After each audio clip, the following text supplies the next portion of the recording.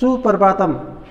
कक्षा द्वितीया विषय संस्कृत नवमः पाठः।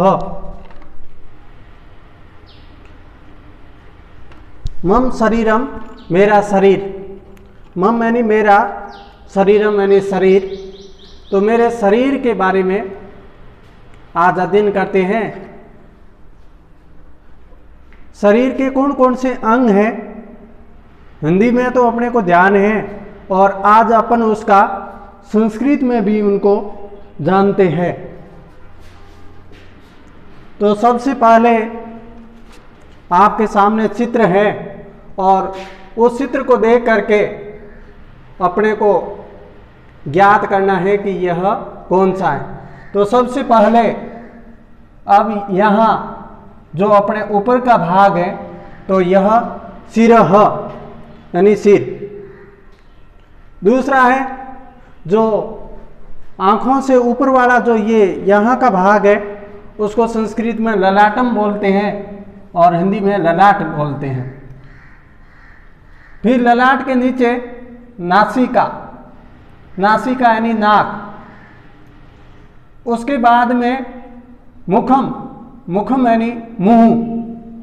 और मुंह से नीचे आते हैं तो यहाँ जो भाग है यहाँ का जो है कंठ, कंठ यानी गला। फिर अब ये हस्त है, हस्त यानी हाथ। और ये हस्त की, हाथ की अंगुलियां हैं तो अंगुली यानी अंगुलियां। फिर यहाँ वक्षस्थल, वक्षस्थल यानी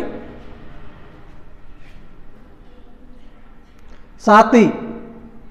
फिर वक्षस्थल के नीचे हृदयम, हृदय। और हृदय के नीचे आते हैं तो है उरु, जो यहाँ का जो भाग है। और उरुह, उरु यानी जान। और फिर यहाँ ये जानुह, जानुह यानी घुटना। और घुटनों के नीचे पादह, पादह यानी पैर। शरण, शरण यानी पांव। और गुल्फह, गुल्फ यानी टकना।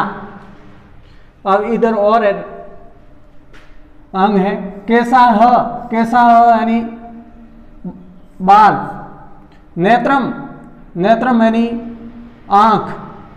अब ये आँखों का चित्र है नेत्रम। और कर्ण, कर्ण यानी कान। यहाँ का जो ये भाग है ये गिरवा, गिरवा यानी गर्दन। और गर्दन के नीचे जो यहाँ अपना हाथ के जो ऊपर वाला भाग है ये स्कंदह, स्कंदह यानी कंधा। फिर हाथ का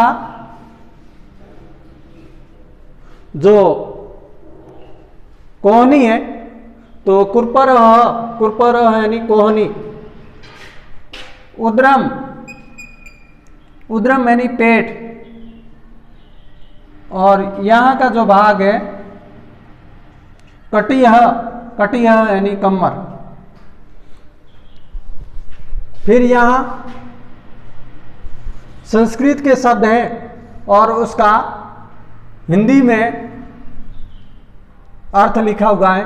सिरह यानी सिर, ललाटम यानी ललाट, नासिका यानी नाक, मुखम यानी मुंह, कंठ यानी गला, हस्त यानी हाथ, अंगुली यानी अंगुली, वक्षस्थलम यानी छाती, हृदयम यानी हृदय, उरु यानी जांग, पादह यानी पैर, शरण यानी पैर, गुल्फ यानी टकना, केशा यानी बाल, नेत्रम यानी आँख, कर्णह यानी कान, गिरवाह यानी गर्दन, स्कंदह यानी कंधा, कुरपरह यानी कोहनी।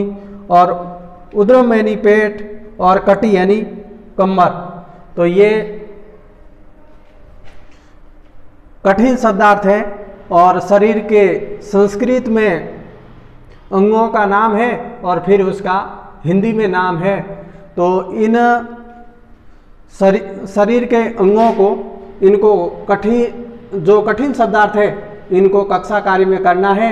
जो अपने सामने एक चित्र है और कौन सा अंग है उनको संस्कृत में जानना है। धन्यवाद।